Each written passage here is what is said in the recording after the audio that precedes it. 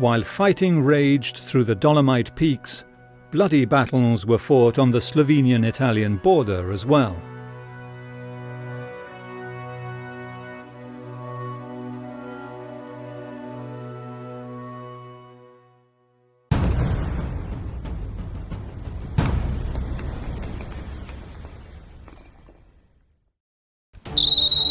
Avanti Alpini! Avanti! Vai!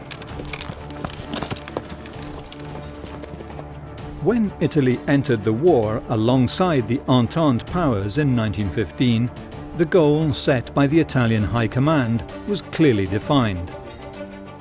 They were to break beyond the Alps into the plains of Austria-Hungary and seize Ljubljana or even Vienna if they could. The Italian generals, however, were unable to exploit the initial weaknesses of the Austrian army. The intended lightning invasion of Austria soon turned into a long, drawn-out trench war of ill-equipped troops against an enemy firmly entrenched in impregnable positions. In Isonzo, the main Italian front, the Austrians adopted the same tactics that they had employed in the Dolomites. The Austrian positions were located on the east bank of the Isonzo, and to increase their advantage they occupied a location overlooking the river that became a natural barrier and stronghold. The Austrians were left on only two bridgeheads on the Italian Socia side. Those bridgeheads were at Gorizia and Tolmino. Every movement of the Italian troops was observed by the Austrian artillery, who were well positioned in bunkers in the hills east of Gorizia and on the rocky Sabotino Massif. This was known as the Gorizia Threshold. On the eastern side, they had built cave shelters and warehouses. Several crossings in the mountains allowed troops to move along sheltered passages which protected them from enemy fire. They built a magnificent defensive system along and around the Sabotino Ridge. The Italians were poorly organized in the battles of June 1915, and that summer, strategic mistakes caused Italian troops to suffer heavy casualties while trying to take the impregnable Sabotino.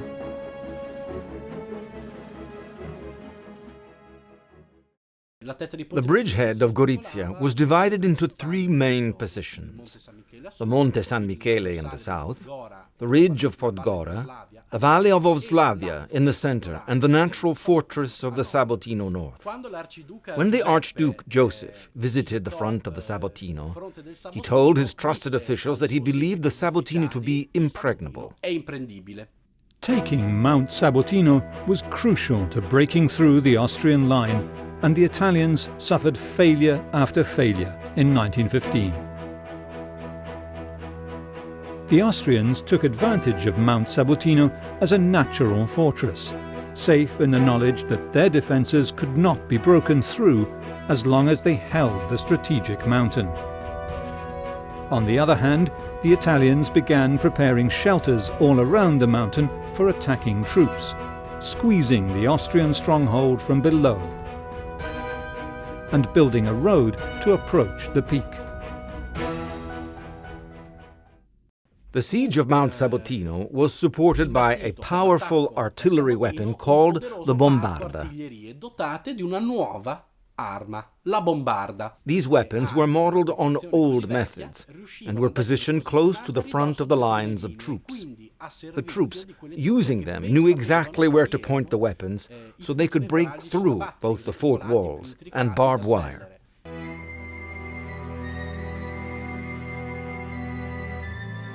The capture of Gorizia was a turning point in the war for the Italians.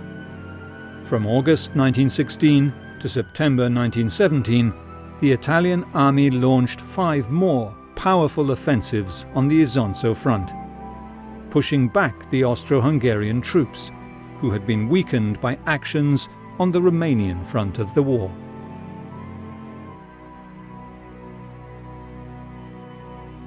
But when Russia was plunged into revolution and signed an armistice with Germany, Austrian and German units were diverted from the Eastern Front back to the Italian front. The Italian defences finally collapsed in November 1917, in what will be remembered in the history books as the bloody, brutal defeat of Caporetto.